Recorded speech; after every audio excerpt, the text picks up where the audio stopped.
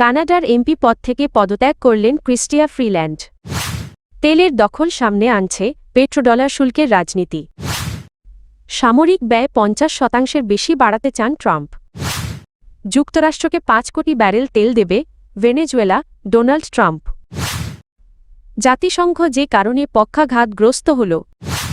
কানাডার সাবেক ফেডারেল মন্ত্রী ও রোজডেল এলাকার সংসদ সদস্য এমপি ক্রিস্টিয়া ফ্রিল্যান্ড পদত্যাগ করেছেন।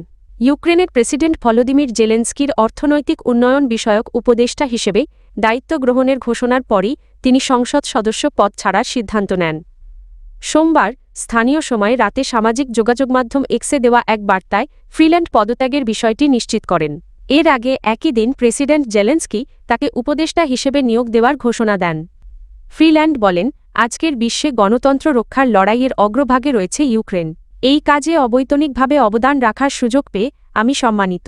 তিনি তার নির্বাচনী এলাকার জনগণের প্রতি আস্থা ও সমর্থনের জন্য কৃতজ্ঞতা জানান।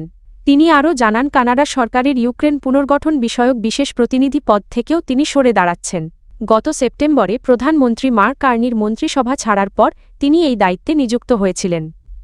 এর আগে বিরোধী দলের একাধিক নেতা, বিশেষ করে কনজারভেটিভ এমপি মাইকেল চংমত দেন যে একজন কানাডীয় এমপি একই সঙ্গে কোনো বিদেশি সরকারের উপদেষ্টা হিসেবে দায়িত্ব পালন করতে পারেন না। তাদের মতে ফ্রিল্যান্ডকে দুটি পদের একটিই বেছে নিতে হতো। ফ্রিল্যান্ড জানিয়েছেন, ইউক্রেনে তার নতুন ভূমিকা হবে অবৈতনিক ও খণ্ডকালীন। তিনি ২২শে ডিসেম্বর জেলেনস্কির কাছ থেকে প্রস্তাব পান এবং ২৪শে ডিসেম্বর বিষয়টি কানাডার প্রধানমন্ত্রীকে অবহিত করেন। ভেনেজুয়েলার প্রেসিডেন্ট নিকোলাস মাদুরোকে যুক্তরাষ্ট্রে তুলে নেওয়ার পেছনে নানা রাজনৈতিক ও কৌশলগত কারণ নিয়ে আলোচনা হচ্ছে। তবে তুলনামূলকভাবে কম আলোচিত একটি বিষয় হল পেট্রোডলার ব্যবস্থা। বৈশ্বিক অর্থনীতিতে ডলারের প্রাধান্য ধীরে ধীরে ক্ষয়ে যাওয়ায় হোয়াইট হাউস যে গভীরভাবে উদ্বিগ্ন ভেনেজুয়েলার ঘটনাপ্রবাহ তারই ইঙ্গিত দেয়। বর্তমানে ভেনেজুয়েলার তেল উৎপাদন দৈনিক প্রায় ১০ লাখ ব্যারেল হলেও দেশটির প্রমাণিত মজুত প্রায় ৩০০ বিলিয়ন ব্যারেল, যা বিশ্বের সর্বোচ্চ এবং মোট বৈশ্বিক মজুতের প্রায় ১৭%। ডোনাল্ড ট্রাম্প প্রকাশ্যেই বলেছেন, এই বিশাল সম্ভাবনা কাজে লাগাতে চান তিনি। তার পরিকল্পনা অনুযায়ী বড় মার্কিন তেল কোম্পানিগুলো ভেনেজুয়েলায় গিয়ে মৃতপ্রায় তেল শিল্প পুনরুজ্জীবিত করবে এবং সেই আয়ের নিয়ন্ত্রণ থাকবে যুক্তরাষ্ট্রের হাতে। গত সপ্তাহে ট্রাম্প জানান, ভেনেজুয়েলা যুক্তরাষ্ট্রকে ৫ কোটি ব্যারেল তেল সরবরাহ করবে, যার আনুমানিক বাজার মূল্য $২.৮ বিলিয়ন। তিনি নিজেই এই অর্থ ব্যবস্থাপনার কথা বলেছেন, অর্থাৎ ভেনেজুয়েলার তেলকে আবার ডলারে বাণিজ্যের আওতায় এনে পেট্রোডলার আয় নিশ্চিত করাই মূল লক্ষ্য। পেট্রোডলারের উত্থান ও দুর্বলতা। পেট্রোডলার ধারণার জন্ম ১৯৭০-এর দশকে, যখন যুক্তরাষ্ট্র ও সৌদি আরব তেল বাণিজ্য ডলারে করার বিষয়ে একমত হয়। এতে ডলারের বৈশ্বিক চাহিদা বেড়ে যায় এবং যুক্তরাষ্ট্রের অর্থনৈতিক ও রাজনৈতিক ক্ষমতা সুদৃঢ় হয়। মার্কিন প্রেসিডেন্ট ডোনাল্ড ট্রাম্প ২০২৭ সালের জন্য যুক্তরাষ্ট্রের প্রতিরক্ষা বাজেট $১.৫ ট্রিলিয়ন করার আহ্বান জানিয়েছেন, যা কংগ্রেস অনুমোদিত ২০২৬ সালের $৯০১ বিলিয়ন বাজেটের তুলনায় প্রায় ৫০% বেশি। ট্রাম্প এই সময়কে অত্যন্ত সমস্যাপূর্ণ ও বিপজ্জনক বলে উল্লেখ করে বলেছেন, বাজেট দিয়ে যুক্তরাষ্ট্র তার ড্রিম মিলিটারি গড়ে তুলবে এবং শত্রুদের বিরুদ্ধে নিরাপত্তা নিশ্চিত করবে। কি বলেছেন ট্রাম্প? সামাজিক মাধ্যমে তিনি দাবি করেন, এই বাজেট যুক্তরাষ্ট্রকে শত্রুদের বিরুদ্ধে আরও নিরাপদ ও সুরক্ষিত রাখবে।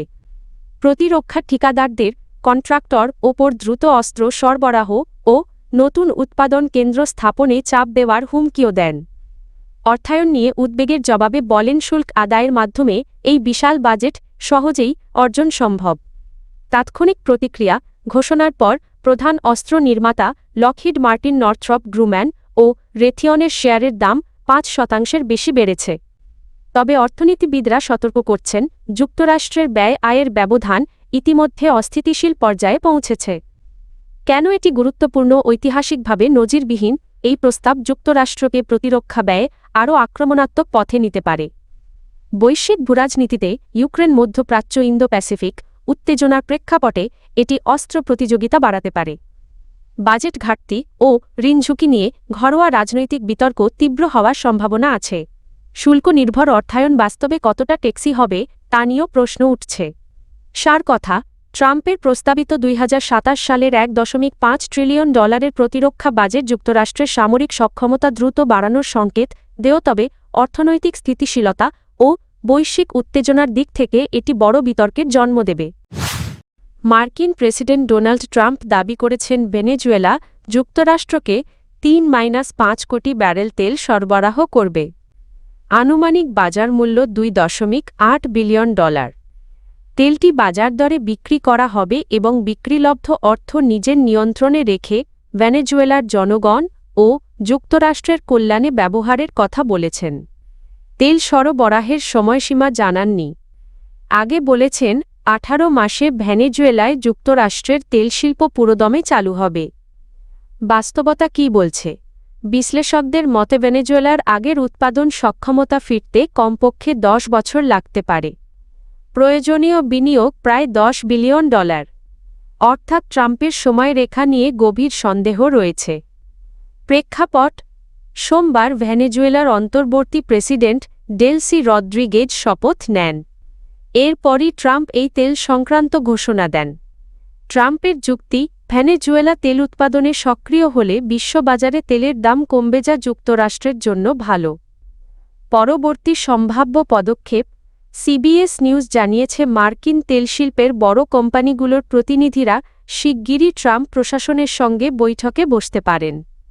এতে বোঝা যাচ্ছে যুক্তরাষ্ট্র ভেনেজুয়েলায় বড় আকারে তেল বিনিয়োগ ও নিয়ন্ত্রণ প্রতিষ্ঠার পথে এগোতে চায়।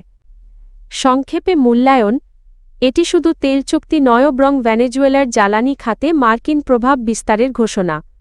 তবে অবকাঠামো ধ্বংস, নিষেধাজ্ঞা ও বিনিয়োগ ঘাটতির কারণে ট্রাম্পের ঘোষণাগুলো স্বল্পমেয়াদে বাস্তবায়ন কঠিন বলেই মনে করছেন অধিকাংশ বিশেষজ্ঞ। ৮০ বছর পূর্তি সত্ত্বেও জাতিসংঘ আজ গভীর অস্তিত্ব সংকটে। ইউক্রেনে রাশিয়ার আগ্রাসন, গাজায় ইসরায়েলের হামলা এবং ভেনেজুয়েলায় যুক্তরাষ্ট্রের বলপ্রয়োগ, এই তিনটি ঘটনা দেখিয়েছে যে আন্তর্জাতিক শান্তি ও নিরাপত্তা রক্ষায় জাতিসংঘ কার্যত অসহায়। এর মূল কারণ জাতিসংঘের নিরাপত্তা পরিষদের কাঠামোগত দুর্বলতা। 15 সদস্যের পরিষদে 5 স্থায়ী সদস্য P-5 ভেটো ক্ষমতার মাধ্যমে সব গুরুত্বপূর্ণ সিদ্ধান্ত নিয়ন্ত্রণ করে। ফলে কোনো স্থায়ী সদস্য নিজেই আগ্রাসনে জড়ালে নিরাপত্তা পরিষদ কার্যত পক্ষাঘাতগ্রস্ত হয়ে পড়ে। ভেটো ব্যবস্থার সবচেয়ে বড় সমস্যা হল ভেটো ব্যবহারে কোনো আইনি সীমাবদ্ধতা নেই। P-5 দেশগুলো কার্যত আইনের ঊর্ধ্বে, সংস্কারের যে কোনো প্রচেষ্টাই আবার তাদের ভেটোতে আটকে যেতে পারে। তাত্ত্বিকভাবে জাতিসংঘ সনদের 108 ও 109 অনুচ্ছেদে সংস্কারের সুযোগ থাকলেও বাস্তবে তা প্রায় অসম্ভব। নতুন সনদের মাধ্যমে জাতিসংঘ পুনর্গঠনের জন্য যে বৈশ্বিক ঐক্য দরকারতা বর্তমান ভূরাজনীতিতে অনুপস্থিত। তবে নিরাপত্তা পরিষদ ব্যর্থ হলেই জাতিসংঘকে পুরোপুরি অকার্যকর বলা যায় না। সংস্থাটি এখনও শান্তিরক্ষা মিশন, মানবাধিকার পর্যবেক্ষণ, মানবিক সহায়তা, স্বাস্থ্য ও জলবায়ু পরিবর্তন মোকাবিলায় গুরুত্বপূর্ণ ভূমিকা রাখছে, যা একক রাষ্ট্রের পক্ষে সম্ভব নয়। অস্বস্তিকর বাস্তবতা হল জাতিসংঘ নিখুঁত নয়, কিন্তু এটি হারিয়ে গেলে বিশ্ব আরও অনিরাপদ হয়ে উঠবে। তাই চূড়ান্ত সমাধান জাতিসংঘ ভেঙে ফেলা নয় বরং শক্তিধর রাষ্ট্রগুলোকেও জবাবদিহির আওতায় আনার বাস্তবসম্মত ব্যবস্থা গড়ে তোলা।